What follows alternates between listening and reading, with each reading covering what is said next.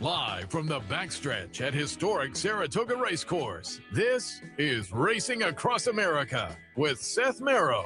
Racing Across America is brought to you by Pinnell's Restaurant, a Saratoga tradition since 1922. 284 Jefferson Street, Saratoga, just minutes from the track. And the Clubhouse Racebook, 711 Central Avenue, Albany. When you can't make it to the track, make it to the Clubhouse Racebook. CapitalOTBBet.com, the premier online wagering site in New York State. CapitalOTBBet.com. Sign up today.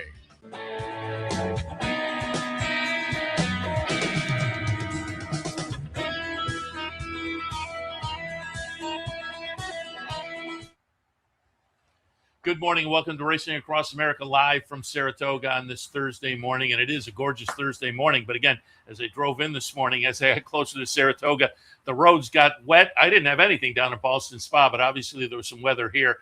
So the first race today is off the turf. Keep that in mind. This morning on the show, a little bit later on, Alex Sausville will join us. If you're a high school basketball fan, he was a phenom down in Scotia and then went on to the University of Arizona Racetrack Industry Program. Flying start, traveled around the world. Now he's working a little bit on the Bloodstock side of things, so in town for the sales, obviously. And I thought we'd catch up with him and see where the career has been taking him over the past few years around the world and beyond. Teresa Genaro will join us a little bit later on to get us up to date with the calendar over the next week here at the track and around town. Stay tuned for all of that. But as usual, on a Thursday morning, visit from the Daily Racing Forum this week. It's Dave Grening. Dave, good morning. Seth, how are you? Very good. And it did pour this morning. Oh, okay. Did it really? Poured. It woke me up. Lightning, thunder, the whole 9 yards. So, we had nothing down in Boston Spa. The road was dry until about halfway, and then I could tell something of that. The funny thing is I was driving back I was downstate yesterday, and when I was driving back, it was raining all the way up here until I got to Saratoga. The day was fine here. Yeah. Yeah, no, this was at like 11 o'clock at night, right? When I got in Saratoga, it was going dry, and then this morning it poured here. So again, first race off the turf. Did that mean anything for workouts this morning? Yeah, no, there weren't any. Oh, okay. All right. Yeah, pretty much nothing. The tracks were both washed out this morning. It should be, looking at the main track, I'd say it'll start off as muddy to good, but it's, we got 3 hours till first. I think it'll dry out as, it'll be good when we start and probably fast by the fourth race. Yeah, because it is sunny. There's, beautiful day at this point, certainly. And again, workouts, I mentioned those because Dave and the team, Mike Welch and beyond, do the great workout reports. Keep that in mind throughout the season, particularly with the 2-year-old races now heating up. You get some good information that everybody else doesn't have. So pick up the workout reports. You can also catch Dave's work in the hard copy at drf.com. And let's hit on some of the news you've had over the past few days. First of all, IRAD, it was up in the air right after the incident, but clearly he got a pretty good bang up because he's now off for the next 9 days. Yeah, so his left foot got pinned against the rail, I guess, or run into the rail when the horse he was on, and the runner is kind of bolted a little bit. It got away from the pony to warm the horse up, and he just ran right into the rail. And so it's really sore. It's swelled up, and they're going to give him it'll ultimately be 2 weeks off from the time of the incident till the plan is to come back on August 22nd, which is Alabama Day, and he's going to ride Counting Stars in the Alabama. So, he could, hopefully it's better before then so he can get on horses in the morning for a few days. Oh, right, yeah. But he'll miss this week and, most of next. Yeah, no, to be off for that long, it must have gotten banged up substantially. Also, Flavien Prat out for 3 days with the the careless riding suspension from July 17th. Interestingly enough, he did not get taken down. He finished third, and the horse that he bothered was sixth. There was an inquiry, but no DQ, but he still got 3 days. So he took Wednesday, Thursday, Friday this week. So again, in the past performances, if you're missing him, that's why. You had an interesting story. Our friend Gary Contessa used to sit in here and do some work with us going back a few years ago. He kind of had disappeared from the training scene a little bit, but your article, he's out now, part of the crew out at Canterbury Park. Yeah, so he had an illness over the winter time that he addressed, and he just decided he didn't really want to come back to training. He was always jonesing for a front office job, if you would, and he's got family in Minnesota, not too far from Canterbury. He took his kids and grandkids to Canterbury one day, and he really kind of fell in love with the place and inquired about a position there. And they gave him like a horseman's relations type job, and he loves it out there. And he was, he started in June. I think the meet is May to September. He knows it's a tough area to recruit horsemen, but he's going to do his darndest. And he's a good salesman, so we'll see what he can come up with. But he's loving that part of it so far. His health is good. He's near his family, and he was in town for the sales. One of his main owners, Lee Pecoy, bred Commandment, and they had a half sister to Commandment in the sale, which I don't think sold at the sale, but I think they were close to making a deal after the sale. And then he's also trying to make a deal for Nutella Fella, who's been retired after his 6th place finish in the Vanderbilt, won the Hopeful here a couple of years ago. He's trying to make a deal. He's got interest from Turkey, Korea, and Louisiana. So as I said to him, so 3 different countries. That's very, I was happy to read that, though. That I'm glad he got the gig out there, and he seems effusive about the place. And yeah, he loves it. Yeah, he'll be good marketing some Canterbury. And once again, the meet has been very quiet for the horse racing industry, and certainly you covering it. Your thoughts overall on the put over on the weekend, which had social media going berserk, and certainly there is something there in that all the horses here and out of town had some commonality involved, but it's going to be interesting to see how it plays out. It will be interesting to see what this investigation discovers, if anything. Look, as of now, we don't know that they were using anything illegal medication-wise. It's coincidental, really. I don't think Naira made up 2 races for this guy at Choa to be in, so it's like they just happened to land on the same day. And then the 2 races at Monmouth. The weird thing was the daily double at Monmouth was woefully short, but the pool was woefully low too, and not abnormally low. It's just that no one's betting Monmouth this year.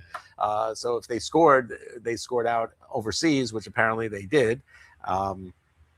But as far as like some sort of big betting coup in America, I don't think it really portrayed out there, because the double pool was $9,000. Where are you going with that? You're not setting things up to make $9,000. So I'm interested to see how it plays itself out, and I'll probably just let it play itself out before I make and I recommend that to everybody, because at this point it's hard to know what to make of it exactly, other than it had the feel of an old-fashioned put over betting coup kind of thing. And a lot, as you say, a lot of it happened overseas. Most of it maybe happened overseas. Also, Ted Noffey back on the work tab. Yeah, so he's back here in Saratoga. He's been here for about 2 weeks. So he actually got in a couple of workouts at the farm before he came in here. So he had some foundation into him. He had his first work here Monday, a little easy 3/8. I would imagine he might do another 3/8 and then a couple halves, a couple 5/8. Before you know it, he'll be ready. Where they're going to run him, I don't know. It's hard to sort of pinpoint a spot. Yeah, your first workout now, the timing is funny. I mean, I'm thinking that this is just me not really talking to them about it, but I'm wondering, there's like 2 options. Either maybe they get to try to, if they can squeeze it in something before the Breeders' Cup Dirt Mile, or they're trying to maybe get to the Cigar Mile and then work their way back to Gulfstream for the Pegasus. But so I'm not sure that, but he will come to hand quicker than just, it'll show right now he only has 1 3/8, but he probably had a couple of 3/8 on the farm. So his next work actually might be a half mile. Get a couple halves, couple 5/8. Next thing you know, you're looking for a spot. We have a couple 1-turn mile races in the fall at Belmont, but they're way later. Dwyer's late, and then there's another race that's late as well. So those races aren't available to him. I sort of noticed a 7/8 race at Churchill in September. If he can get ready that early, September 19th. That might be pushing it, but if they're thinking Breeders' Cup Dirt Mile, something like that, that might be the best way to get there. Yeah, it's like I say, starting here in the middle of August. But as you say, they had some other works as well. But timing-wise, it becomes a little funny. Finally, on the news side of things, some good news for the retail players. The CAW versus retail play here in New York, with them having put up the guardrails, as I say, it was good news for the retail players. Yeah, so that handles up, I believe, 6-point-something%, and the retail and the CAW play is down significantly, which is good. Listen, we haven't, because Naira was one of the first, if the first, to actually put those rails up years ago in the win, place, and show pool. So you don't see a horse go in the gate at 7-1 and go off at 7-2. It got a little wonky sometimes with exactas and stuff, but that has kind of calmed itself down, and the computer CAW players have kind of drifted away a little bit. And that helps the retail players. It makes them feel, at least in some respects, they get a fair shake. Yeah. As I say, good news for the retail players versus the CAWs here. And applause to Naira for that. And I've always said, if somebody's going to make a move, it has to be a bigger venue like Naira. One of the bigger tracks has to do it, who can kind of maybe afford better, kind of experimenting with the players who are putting in big percentages. And hopefully of the money. some of these other tracks will follow suit. It's not often the case in racing where one jurisdiction follows what the other one does, but maybe someone will. All right, let's do a little recap of some of the weekend action, because it was a very, very productive weekend, certainly. And first up, we'll have a replay here of the stretch run of the Whitney. We have the stretch run. If we pulled up the clubhouse turn or the backstretch, you would have counted Sovereignty out. I was happy with the result. I had Sovereignty over Nitrogen, and that's the way it came out. So for me, it was a fabulous race. But just for horse racing in general, Sovereignty is back, getting back to what you might say is his favorite track. Sovereignty, the number 6 horse, with the big late run to get up. Nitrogen, however, the filly ran great as well, finishing second in there. Your thoughts on the Whitney? Yeah, listen, I was probably I probably landed in the camp of thinking that maybe his 3-year-old year was the best we were going to see out of him, and I'm happily dead wrong. This was a terrific performance from Sovereignty, reminiscent of some of those performances he put in here at Saratoga last year, the Belmont Stakes and Travers. And he beat a very good field. He avenged the 2 defeats that he had to White Barrio in the Oaklawn Handicap and to Magnitude in the Stephen Foster. Looks really good. And listen, I thought if we were going to see Sovereignty back, it might be later when he gets to the 1.25 miles, because I think what separated him last year from everybody else was his prowess at 1.25 miles. And now he's going to get to do that 2 more times. The Jockey Club Gold Cup on a brand new racetrack at Belmont Park against Forever Young, supposedly. That's going to be fascinating, because there's no advantage to anybody, because no one's going to have been on that racetrack. And then the Breeders' Cup Classic at Keeneland. So he's going to get the distances for the last 2 races of his career. You think that's going to help him, and now it looks like he's back in form. So it's going to be fascinating to see what he does against Forever Young, probably 2 times. That'll be cool. Nitrogen, as you mentioned, ran terrific.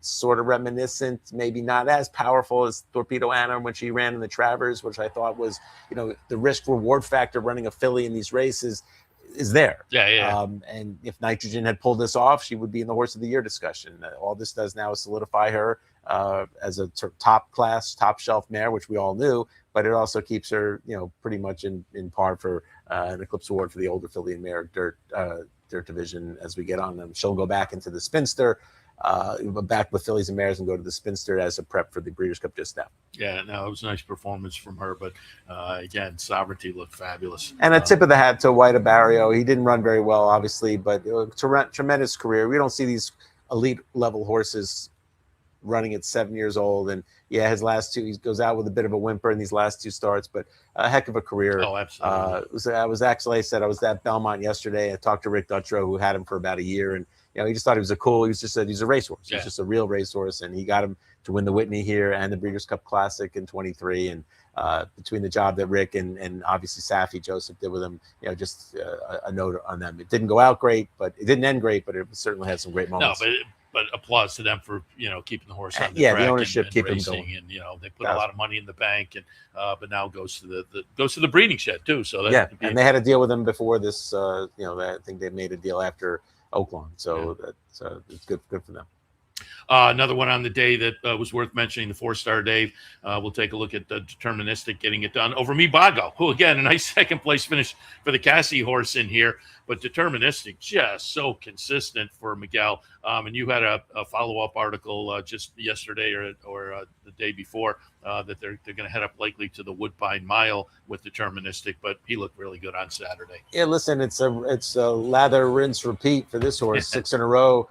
7, I think, if you go back, if you don't include the one dirt off the turf allowance at Keeneland, I think he's won 7 in a row on the turf, going back to like the fall of his 3-year-old year. And this is a horse who won the Gotham on dirt, so he's going to be I think he's going to be an attractive stallion just for his dual surface prowess, and very, very few bad races on this horse's resume. And he's got speed, and he can carry it. He's won from 1 mile to 1 mile 3/16. There's really nothing to pick apart on this horse.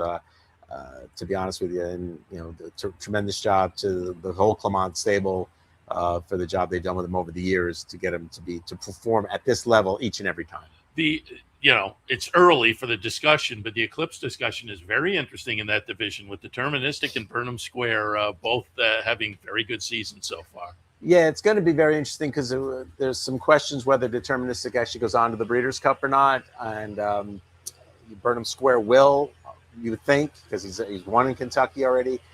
Burnham Square is going to have to probably face a top European horses in that race. So if he beats those horses, the pendulum might swing to him. If Deterministic wins the Woodbine Mile and finds somewhere else to run, it's going to be hard to deny him. So it is going to be fascinating when at the end of the year. Also on Saturday, the test, we'll take a look at Explorer getting it done here and getting it done very nicely.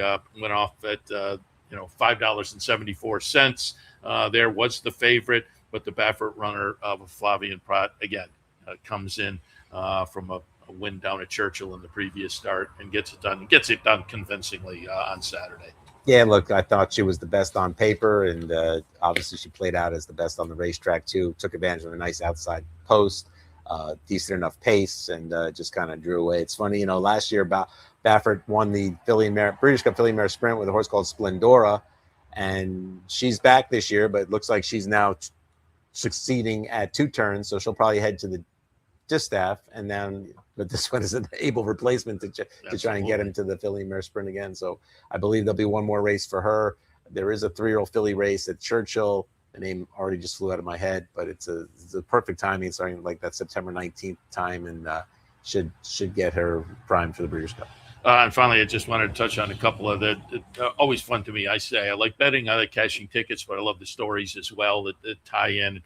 Certainly, if we go back to Friday, we'll watch the stretch run of the Hall of Fame as Manny gets his 6th win on the day. He had the natural early pick 4, added another one right after that, and then gets his 6th win on the afternoon with Bottas in the Hall of Fame. But then it tied in. Hall of Fame, Miguel Clement trains this one. His father was put in the Hall of Fame earlier in the day. So this was a great story with Manny and Miguel and whatnot. And then on Saturday, we had that exclamation point on the big put on the big day with Todd Pletcher getting his 6,000th win. So I thought both Manny and the Pletcher story were fun stories on the weekend as well. They were, and it's sort of Manny's, some of these overshadowed one another in terms of Manny winning his 6th, and then the Clement angle with the winning the Hall of Fame on the day that his father goes into the Hall of Fame. One of them solely would have been a great story. Yeah. Now you've had to kind of combine the two, but Manny's had a great meet, and it's a great bounce back year for him in terms of Saratoga, because he's obviously dominated New York in the winter and spring, but when he gets to Saratoga, last year was not a good meet for him, and this year it's been an absolutely stellar meet for him.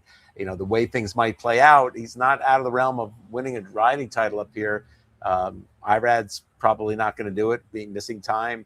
Jose is building up a nice lead, but you can see him maybe missing the last week at Kentucky Downs. So it's going to be kind of fascinating to see how that plays out this year.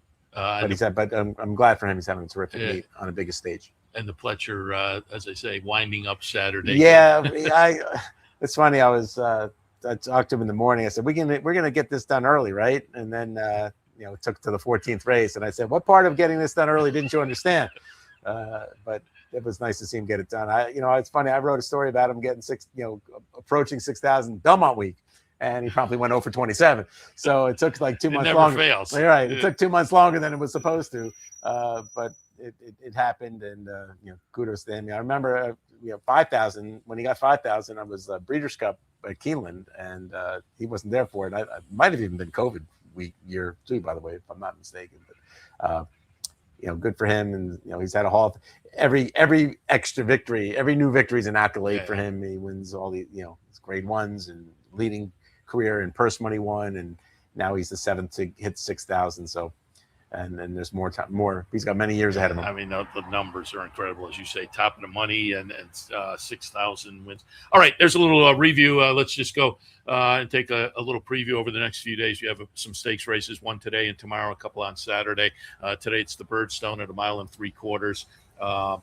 I pulled up a a replay of last year's Birdstone with Parchment Party. Subsequently, went over, we mentioned on the handicapping show, tried the Melbourne Cup. I applaud them for trying, didn't fare that well, but then came back with a couple of wins early this season before a kind of a dud in the Suburban. But I thought getting back to the trip that he seems to like, I used Parchment Party on top. What did you think of the Birdstone? Hard to go against the horse that is so his prowess at these mile and 3/4, mile and a half distances is really amazing. And he was impressive last year in the Belmont Gold Cup that came off the turf and was run at mile and 3/4. And he came back and won this race last year. I really don't see why he wouldn't win it again. With the major, maybe the exception, Interceptor was second to him in the Isaac Murphy a couple starts back. And then last time caught a sloppy track, and maybe he didn't love that one. It was also a little shorter for Interceptor. So if there's a horse that's going to knock off Parchment Party, I would say it's Interceptor, but I don't know that that's going to happen. And just one note, Stars and Stripes, who's in here for Mott, he was also cross-centered for Saturday's Island. I'm not sure if he's made a decision yet on which way to go. Tomorrow it's the Smart and Fancy. This one for the Fillies and Mares going 5.5 on the turf. I pulled up a replay from the race up at Woodbine, the Highlander. Miss Viviane gets it done here, the number 1 horse. Moran comes down for the ride tomorrow, it looks like. So I have that one on top. I also thought Zeitlos was interesting. I used Zeitlos in the Caress last time. More dirt than turf, but moved back to the turf last time and ran a good second in the Caress. So Zeitlos scares me, but what did you think of the Smart and Fancy? Can't trust either one of these horses, to be honest with you, at short prices. They're logical. This horse goes away here. It draws away and wins. But it's 5 furlongs. In these races, there's a big difference, 5 and 5.5. And she's never done 5.5 before, or at least successfully. There's other pace in here. So I don't know that she's going to be able to control things like that. Then Zeitlos, he just doesn't win. I mean, he looks good. It looks like it's going to set up for him. He's got a nice outside post. He just doesn't win. He's not a winning type anymore. So, but where do you go? Two horses that interest me a little bit are Itzel, number 7 horse at 8-1 on the morning line for John Ennis. Gaffleon, this horse is coming off a good second, although, pace pressing type. Yeah. I'd love to be able to see this horse sit a little bit if possible. And then maybe capturing's developing into something here for Todd Pletcher. It comes off a nice allowance win, might get this perfect setup. But I kind of shop around for prices in here just because I just don't trust the 2 shorter prices. One has to go 5.5, which she usually goes 5, and the other one has to try and do something that doesn't often do, which is win. Yeah, I have your 2 in the 3rd and the 4th spot, so I have no arguments there. People are shopping around a little bit. So that's the Smart and Fancy tomorrow. Coming up on Saturday, again, a couple of stakes on Saturday. The Christophe Clement, and again, love that they named a race after Clement to be run up here at Saratoga, obviously on the turf at 1.5 miles. I pulled up a replay of Tawnyport winning the Belmont Gold Cup back on Belmont Stakes weekend up here. Nice win, solid buyer number. So Tawnyport is interesting to me. That said, I put Program Trading on top for Chad and Klarovich. That one's coming off of a couple of wins. Servi coming off the win in the Glens Falls. Kind of a quick turnaround, but I kind of respect that they're doing that. Old Crazy Bone. I know Jay Provenzano is high on that one. And also seems to be a player. I think it's a fun race. What you see in the Clement? Yeah, you haven't got to the winner yet. Ancient Egypt. Ancient Egypt is a 3-year-old. 3-year-olds don't win this race. In fact, no 3-year-old has ever won this race. Now in many years, including from 2019 to 2025, it wasn't open to 3-year-olds. It was 4 and up. So this year, for whatever reason, it's now 3 and up. And this is a horse, if you can call up the replay of this last 2 races, the King Edward at Royal Ascot and the Grand Prix at Longchamps. These are 2 really tough beats. 10-1 and 22-1. As tough as they are for the connections, I'm sure they were equally as tough for the bettors. This horse in the last one was leading every step of the way in the stretch, and just got touched off by a very nice horse at Maltese Cross, who was second in the Epsom Derby. I'm intrigued that they're trying this race here. This trainer doesn't really come here very often, but he looks like he wants 1.5 miles. He's got to go up against his elders. I believe they came here looking for firm ground, despite the rain that we got today. I think by Saturday afternoon we should be firm. I'm very interested in this horse. Gets a slight weight break at 120 versus the olders, but this horse, to me, if he runs either one of those 2 races back, I think he wins this race. No, I like it. Brings his jock over as well, so interesting there.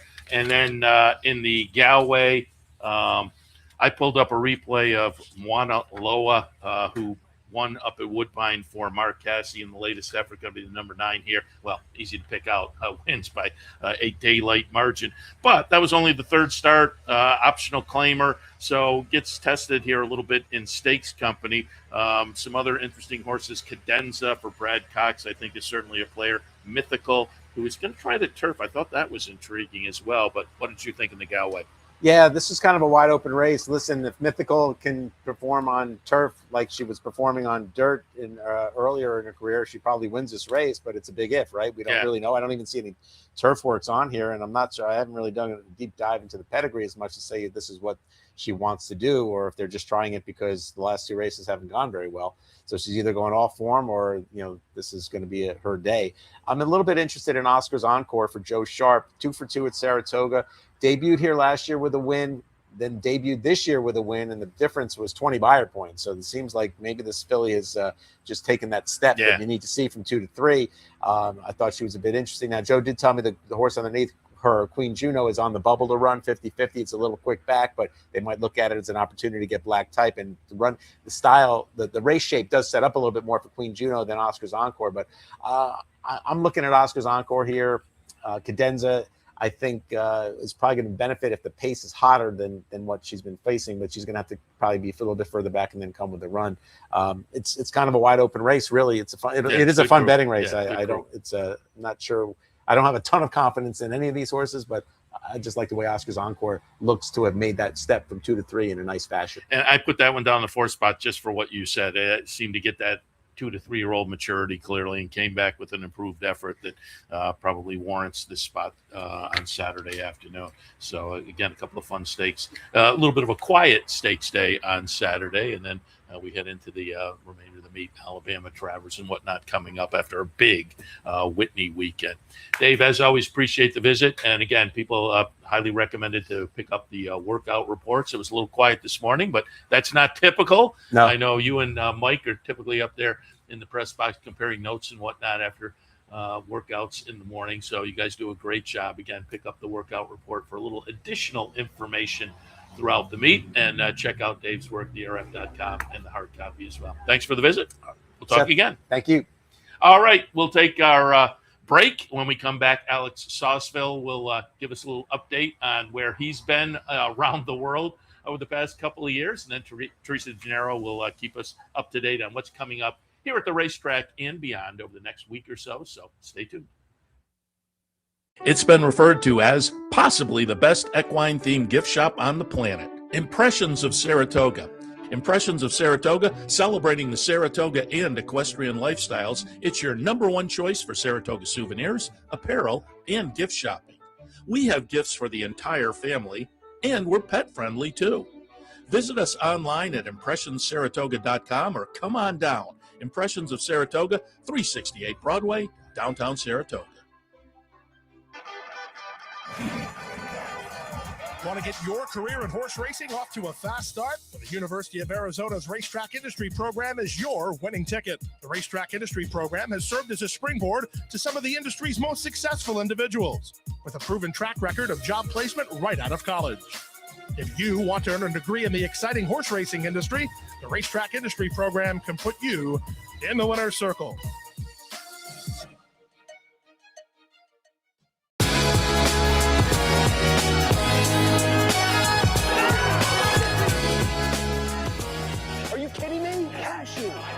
Congratulations, and here is your Horse Player of the Year. To compete in Las Vegas this past March is an honor I will never forget. You just won the NHC by 84 cents. Wow. Oh, that's holy. Wow.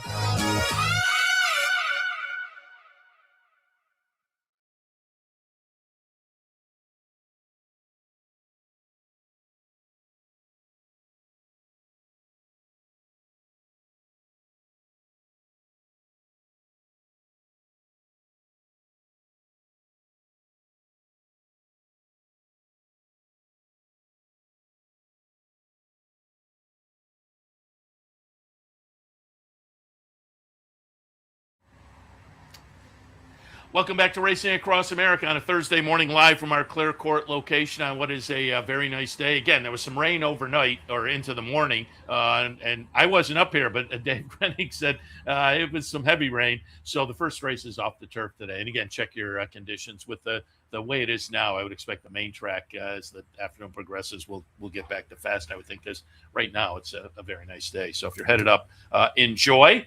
As promised before the break, joined now by Alex Sausville, our friend who has been on the show before as a local. Great to see him progressing in the thoroughbred game, and we'll catch up on all of that. I saw him in town earlier. I said, we'll get you on. He said, I'll be back for the sales on sales week. And so here he is. Alex, good morning. It's good to be here, Seth. This is, they say home's where the heart is. Well, when I get the chance to be home, it's pretty nice. Yeah, no, it's it's definitely good to have you back in town to talk a little bit about the career and whatnot. And I said,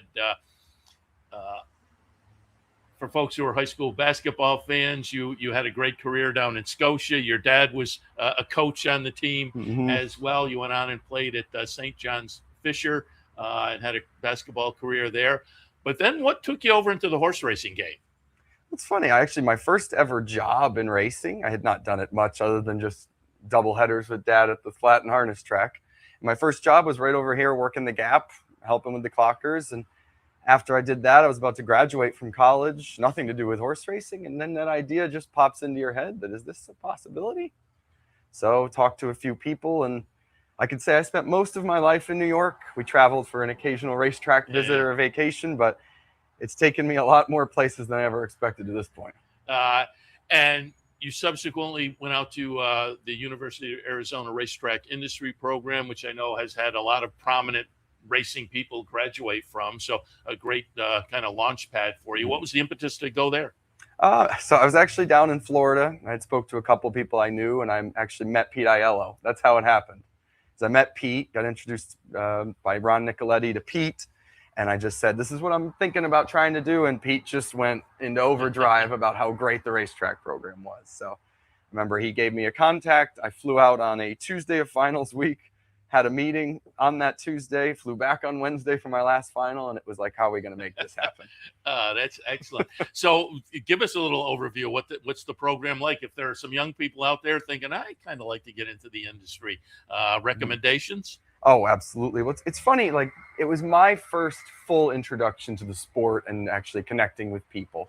The program itself is a mix of learning business aspects of the industry, racing office, everything like that, to working hands-on, doing some of the sales out there.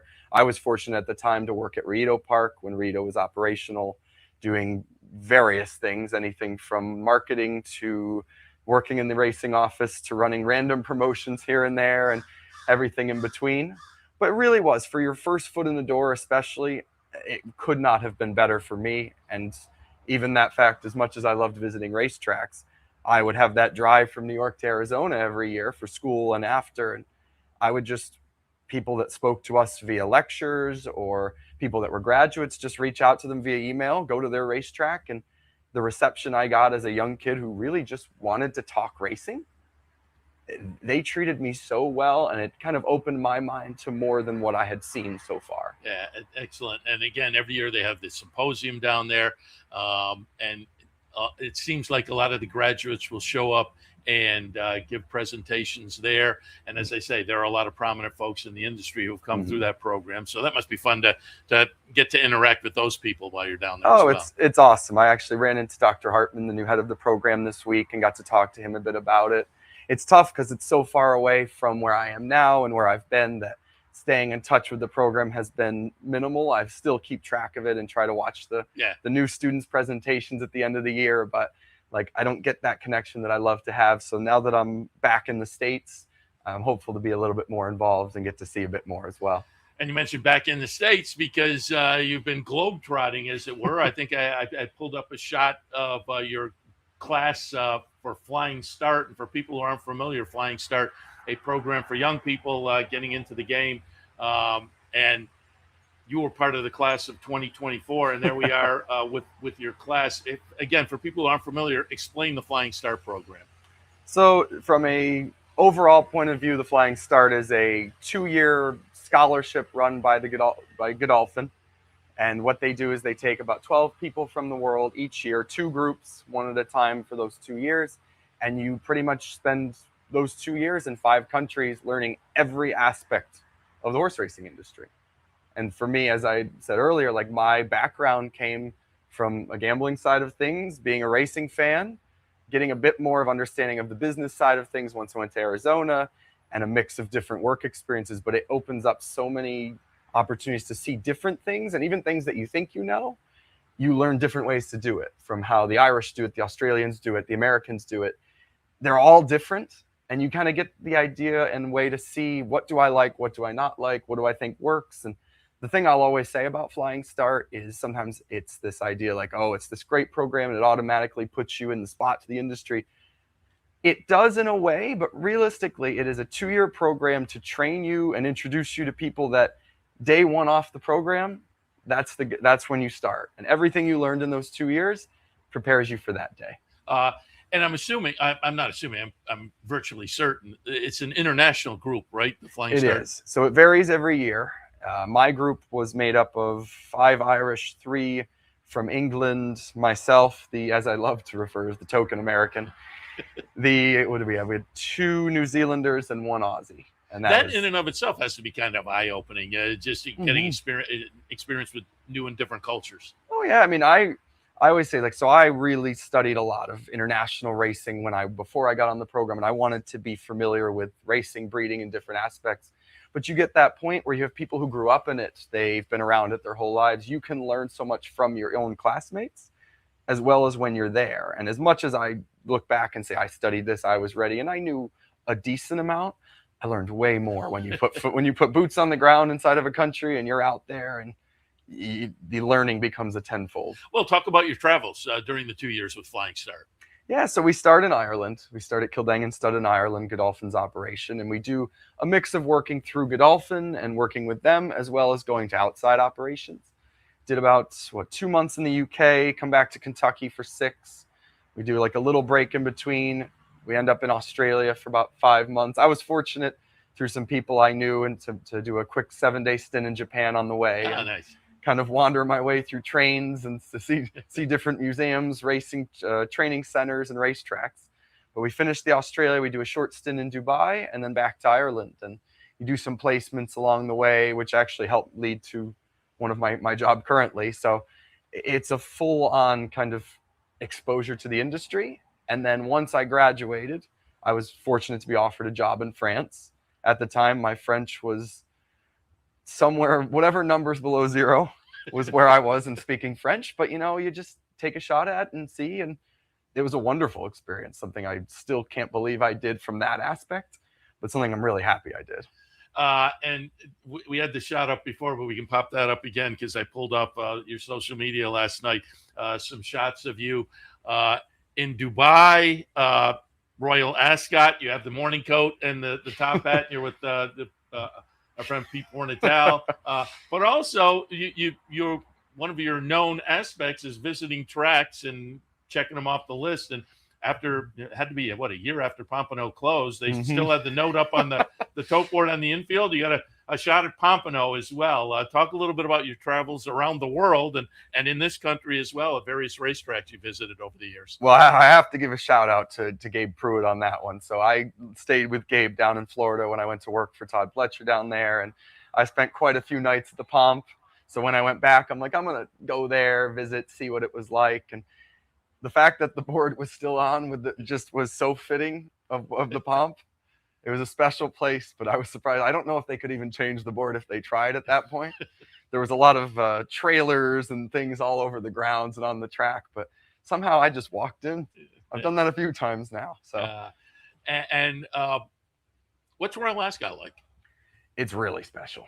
It is. I was fortunate to go my first kind of stint when I moved to France. We went over there. We had a couple horses that we sold that were over there, and it's just a full-on festival.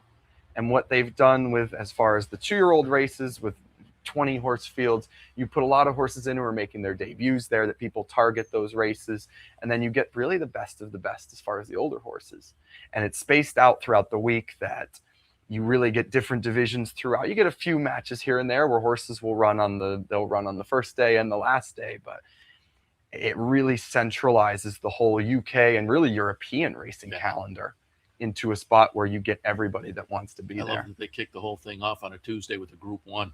Oh yeah, you gotta love that. No, and I also got to give my dad some credit because getting the outfit ready on short notice. I think I had like 3 days to pull together the outfit. Ooh, we were running around town trying to find pants that matched and do all that, and it was an adventure. I was going to ask, you had it, the top hat, the morning coat. Good job there. Do you keep track? Do you know how many tracks you visited over the years? So it's funny you say that. It used to be a big thing for me. It was everything I was doing, trying to visit tracks. It changed a little bit when I joined the industry because you travel a bit. I travel when we have runners for anywhere. I usually try to go if it's within a close proximity. Sure. Now that did lead me to a rained off 9-hour drive to the Kent at Delaware a month ago. But at the same time, that's very special to me. But I keep the number up and I keep visiting when I can. I went to visit Atlantic City Racecourse about 2 weeks ago and drive from Colonial to here on Jim Dandy Day. Pat Cummings had told me he'd seen an article that it was about to come down. So I may have jumped a fence. Of course, there was an open gap on the other side of the track that I found later.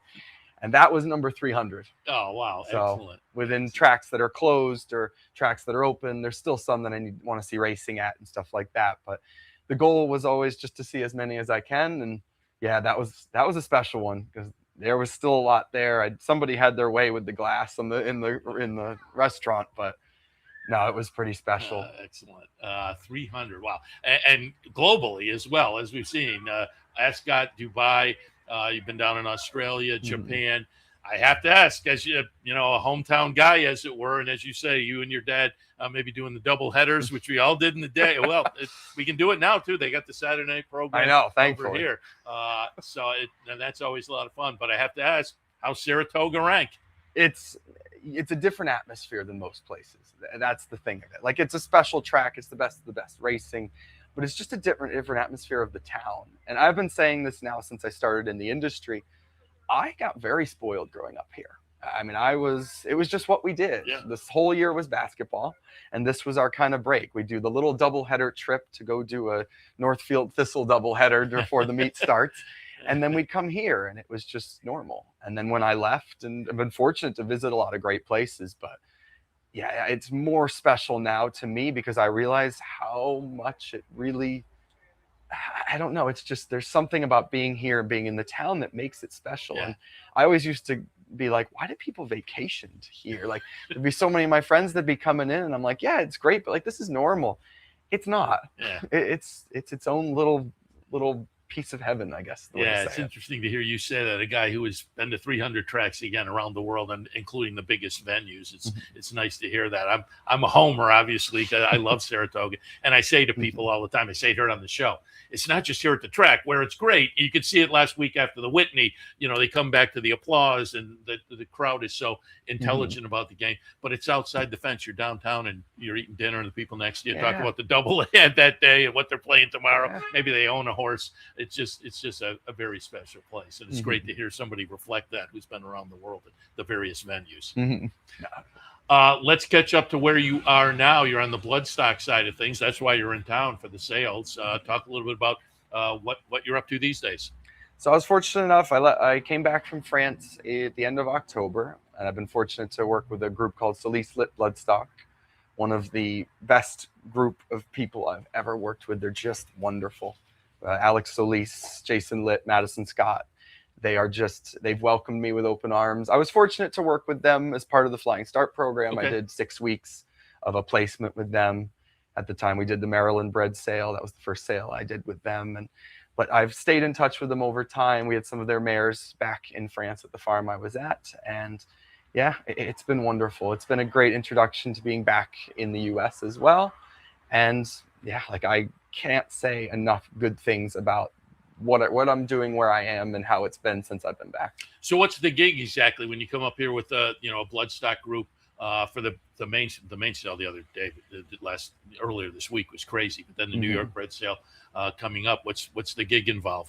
So it's been a lot of back end work right now, getting even ready for a sale like this. We had a couple horses that were selling at the sale. Obviously, you're looking to buy, and you get through all the horses looking through, but you get to know what your owners want. I mean, we're fortunate, like one of our main owners, J Foxwoods, who's had a lot of success up here.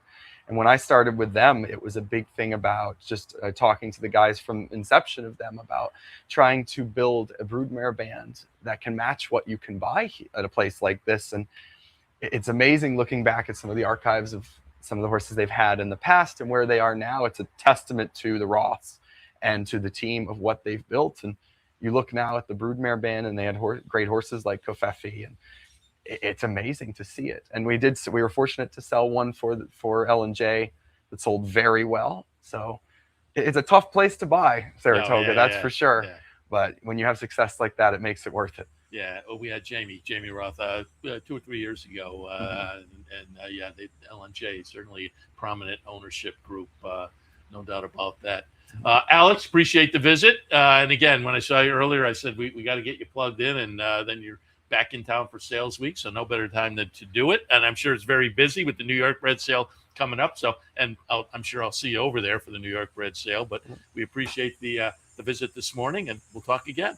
I appreciate it. So it's nice, and I was happy to see you guys on RTN. I was able to keep up while I was traveling. Made life easy. Yeah, we should reiterate that. You can pull us up on RTN wherever you are. Morning programming is on YouTube. Yeah, it's funny. We go to Gulfstream, we go to Woodbine, and it wasn't this way 10 years ago. But now with RTN and YouTube, I'll be at one of these venues. Hey, Seth, ODB, and I'll say, "Oh, you from the Saratoga area?" And they're like, "No, I'm from Minnesota." And look at that. You gotta love that. So we appreciate when you're away, you're tuning in and adding to our numbers. But we appreciate you sitting in this morning as well. I appreciate it, Seth. Thank you. All right, we'll take another break. When we come back, Teresa Genaro will join us. Again, we'll give a calendar of events for the next week here at the track and beyond. Stay tuned.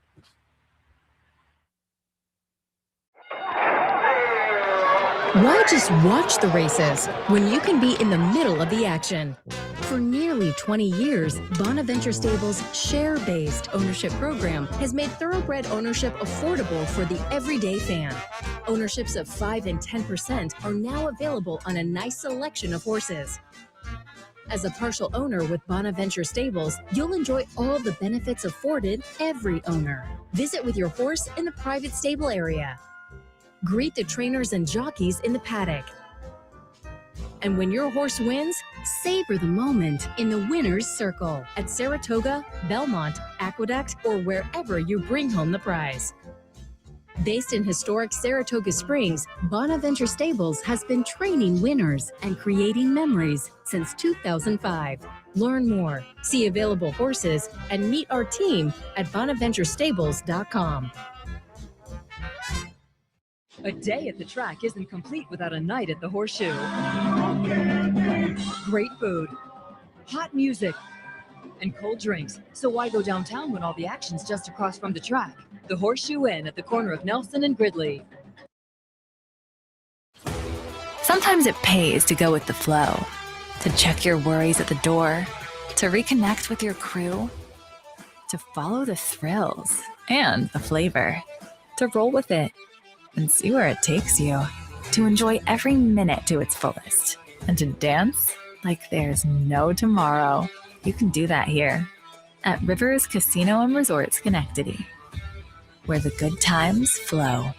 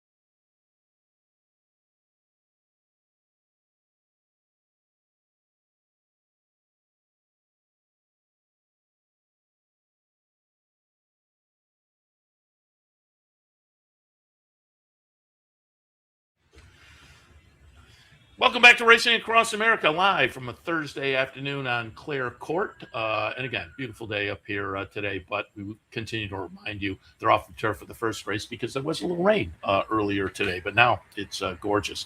All right, as promised before the break, our friend Teresa Genaro joins us with a little look at the calendar upcoming here at the track and beyond. Good morning. Good morning, Seth. Happy to have you on board. And again, folks can also catch the complete calendar at brooklynbackstretch.com. So we should keep that in mind. And credit to you for encouraging me to revive that for this summer. It had gone a little dormant. So thanks for the encouragement to get that up and running again. Well, there was so much going on during the meet. I need a reminder. I bought a little pocket calendar this summer, and I still missed it. And part of it is I got the calendar, and I forget to put stuff on the calendar. Well, that'll do it. Key. But it's crazy. And it was crazy this past weekend. Any thoughts on the past weekend of fun? The past really, because you were covering the sale as well on Monday and Tuesday. So the weekend rolled right into Monday and Tuesday. I mean, Friday we had Manny Franco with the big day, capped by the win for Miguel Clement in the Hall of Fame, where his dad got in earlier. Then Saturday was a big day with Sovereignty and the Whitney. The Philly ran great nitrogen, and then Todd Fletcher puts the exclamation point with 6,000 career wins in the last race of the day, and then the sale Monday and Tuesday where they knocked it out of the park. So thoughts on the weekend. You know, I think we're up here for a long time this year, and I feel like sometimes coming to the track, watching the races can get a little bit routine, and then you have a few days like the ones you mentioned, and you're like,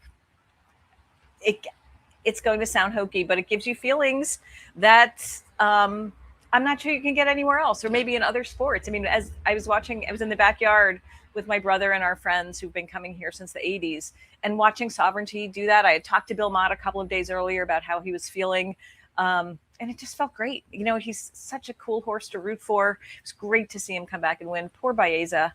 Like, can't get out of the gate. Slow again. Yeah. But it was great. And just congratulations to Manny. Yeah, that was insane. Pretty much several times every summer, I see him and his wife and child at Target. And so when I think about Manny, I think about Target, but now I will think about winning 5 in one day. I followed him back. I had the camera, and I followed him back, and we'll replay it at some point. But man, he was generous with the fans. Yeah. You know, after this, little kids are coming up and asking for autographs and selfies, and he stopped all the way back. Yeah. And then this little kid got him as he walked into the jockey's room. Just wanted a little quote from him. You know, so kind of cute. summing up the day. So he stopped for me as well. So, but that was nice to see. And then Todd getting the 6,000th win. And as I say, the sale, that was bonkers. And again, you were in there covering it. So you saw it was fireworks almost from the get-go. Yeah. To the last, Rapoli had picked up the last one of the sale.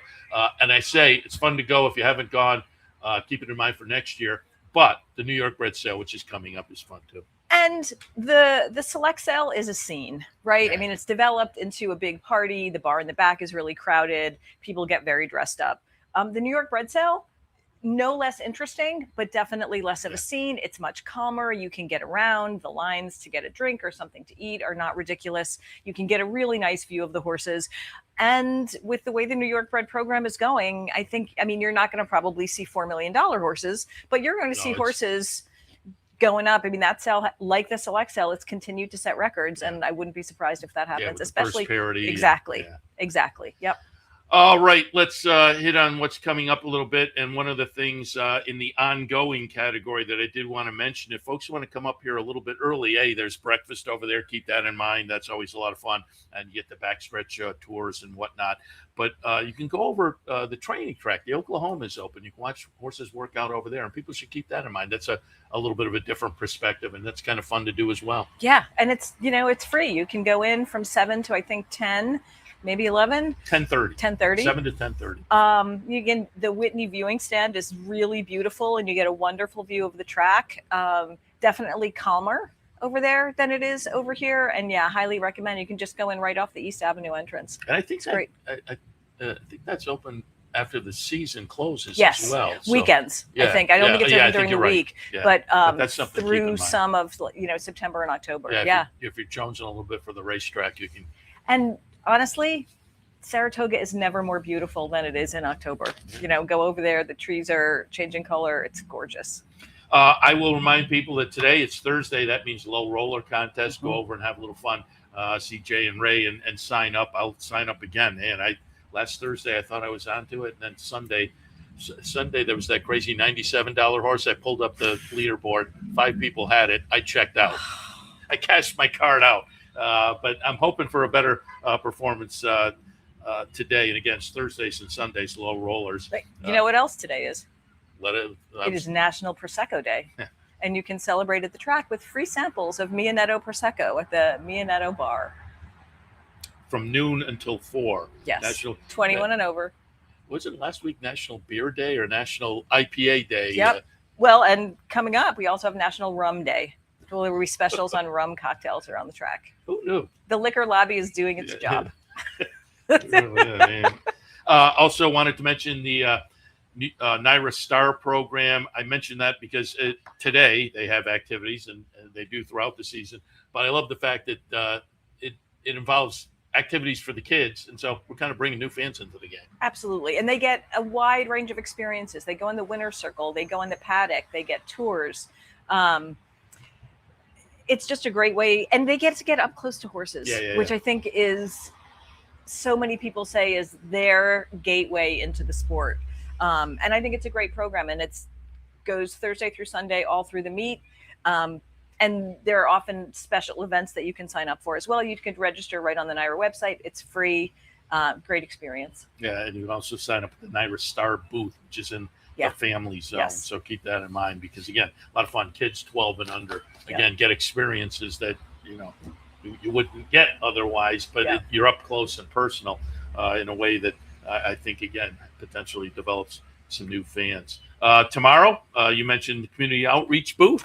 Yes, not necessarily horse racing related, but every day. Yes, every day in the community outreach booth, which is near the Jockey Silks rooms, there is a different nonprofit. Often they are racing related, like the Thoroughbred Aftercare Alliance, Old Friends at Cabin Creek. But tomorrow is North Country Wild Care, and I have firsthand experience with North Country Wild Care because several years ago, when I was up here on a weekend, Barbara Livingston called me because she was the photographer. She was tending to an injured squirrel out on Fitch Road, and it was gravely, gravely injured.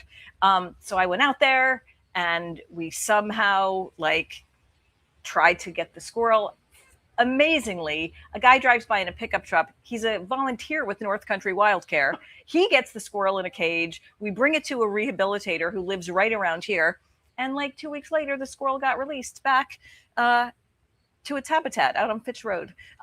They deal with injured otters, turtles, bunnies, birds, and they will be in the community booth, which is cool in and of itself. But even cooler is that they're going to bring some of their animals. So there are owls and hawks and other birds of prey. And they also feed the Congress Park ducks over the winter. Oh. And they feed them the feed they're supposed to get, not bread.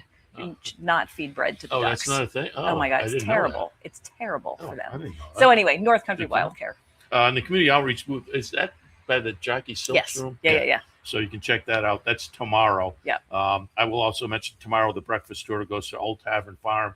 And again, if you go over for breakfast, you can get a tour of the backstretch, but they also have the farm tours now. Tomorrow's tour is Old Tavern, so keep that in mind for tomorrow. Coming up on Saturday, this is interesting because we have partnership people in here all throughout the meet, and I know a lot of people get into the game with partnerships now where you can get in at maybe a more reasonable amount of money, and the museum will feature a little meet and greet. Yes. Yeah, and I'm just going to do a quick rundown of the partnerships that'll be there. Centennial Farm, Brown Road Racing, which is affiliated with Old Tavern Farm, Bourbon Lane, Dreammaker, Hibiscus, and Country Life in Maryland. And you can ask questions about what it's like, what the price points are, what additional costs there are, what privileges you get. Do you get an owner's license? Do you get to go to the paddock? Do you get to go to the winner's circle? And these are among some of the most accessible partnerships in the game. Highly recommend it. That's tomorrow, that's Saturday at the museum from 9 until 11, free. So yeah, if you have questions about partnerships, want to learn more, that's a great venue to do it. But also the museum coming up on Saturday. Handicapping and a book signing. Our friend I think Tom Amello Yes. does the handicapping, but you will be amongst the people signing a book that came. Did it come out last year? It came out But last year. Really a fun book if you're a horse racing fan. Yeah, it's incredibly comprehensive. I don't think there's anything else like it out there. And Brian Bouguet, who's the communications director at the museum, asked me to write about 2 of the Brooklyn racetracks. There used to be 3 racetracks in Brooklyn, my home borough. It's a big, gorgeous book full of history and illustrations. And I'm not sure who else will be there, but there will be several of us over there signing copies of the book from 9 to 11. These socials, these Saturday morning socials at the museum, admission is free, complimentary donuts, water, and coffee. Good way to check out the museum, talk about partnerships, and buy our book. Yeah, the book and the book signing 9 to 11 tomorrow, again, free at the museum, and Saturday.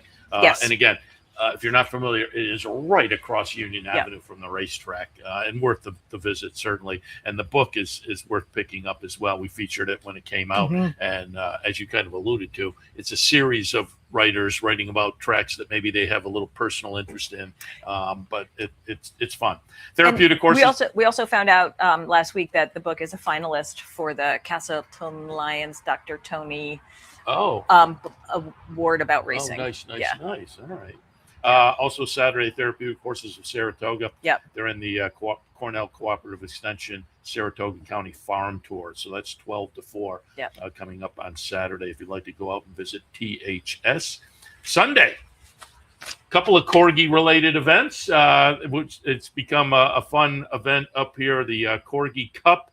And in honor of that, free with admission, a Corgi pin. A Corgi pin. I have to say I was a little skeptical last year when they have these kind of like other kinds of races, but I went down on the track to watch the Corgis run, and holy moly, was it fantastic. Some of the Corgis were not interested in racing at all. They were like veering all over the place. Some were chasing the other dogs. Sam was crowned the champion. Sam will be back this year to defend his title.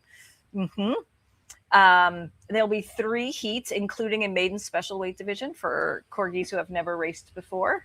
I think never raced, never won. So a little different from the equine maiden special weight.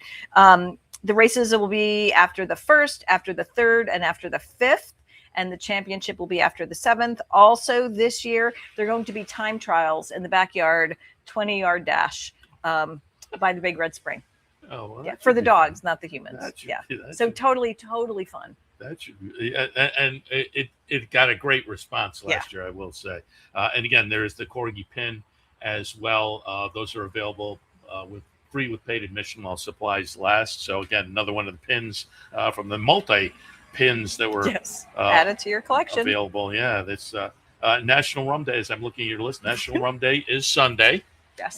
So if you didn't get enough Prosecco, you get the rum on Sunday. Although they're not free taste, they're $10 specials on rum cocktails. Yeah, well, okay. All right. So maybe load up the Prosecco. Also coming up, Sunday kicks off the New York Red Sale. We kind of alluded to that earlier. It will be Sunday and Monday for that. Sunday night and Monday afternoon. And if you're going, to me, the night just has a better feel to it, but both are fun. And as I say, if you haven't been to the sale, worth going over, because again, it's a nice social scene. You pick up a catalog, you look through, maybe you learn a little more about the breeding, and you can use it over here on 2-year-old races and whatnot. Well, and horses that are familiar to people watching this were produced by that sale. La Verdad came out of that sale. Diversify, who won the Whitney, came out of that sale. American Revolution, who won the Scar Mile, came out of that sale. So, and actually you can see them on the screen there. Rhetorical, who had such an amazing year last year. All of them came out of that sale. So you can see future grade 1 winners. Yeah, and that New York bred program has really advanced nicely. So Funny Side came out of that sale. Yeah. Oh, wow. Yeah. I know Jack Knowlton has been active over there. A lot of prominent owners are active over there now because, again, that New York bred program. Finally, I wanted to mention also on Monday at the Racing Museum right across the street, casino night that benefits the PDJF. That looks like it could be a lot of fun as well. Yes, it's $100. Tickets are $100 for museum members, $150 for non-members. There's a 50-50 raffle. Your ticket includes food and beverages. I'm pretty sure it's being catered by Mamma Mia's, which is something definitely to take advantage of. And it includes $250 in gameplay for a very good cause and a lot of fun. Yeah, very good cause. Again, that's Monday. As I say, you can get the entire list. We hit on some of the highlights, but catch the entire list at brooklynbackstretch.com. Teresa, we appreciate the visit. Always a pleasure. We'll talk again. Yeah. All right, we'll wrap it up for this edition of Racing Across America. Seth Merrow live from our Clare Court set on the backstretch. Looks like it's going to be a fun afternoon today, so stay tuned here to the network. If you're not coming up, swing by the race book if you'd like to have that activity. And the race book today includes the match bet promotion. Thursday is a match bet, a little extra fun down at the Clubhouse race book, 711 Central Avenue in Albany. Otherwise, we will fire it back up tomorrow morning, 9 a.m. handicapper support, 10 a.m. Racing Across America on a Friday morning. We'll see you then. You like free money? Well, Capital OTB gives its players plenty of opportunities to cash in. At Capital OTB, there are so many ways for horse players to receive bonus dollars by simply participating in promotions such as our bankrolls, bounty bets, online handicapping contests, and much, much more. Plus, with Capital OTB's Player Rewards program, you get actual cash back. So what are you waiting for? Log on today at CapitalOTB.com or CapitalOTBBet.com and claim your free money.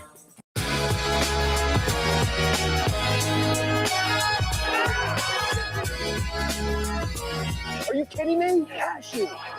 Congratulations, and here is your Horse Player of the Year. To compete in Las Vegas this past March is an honor I will never forget. You just won the NHC by 84 cents. Wow. Oh, that's holy sh**. Wow.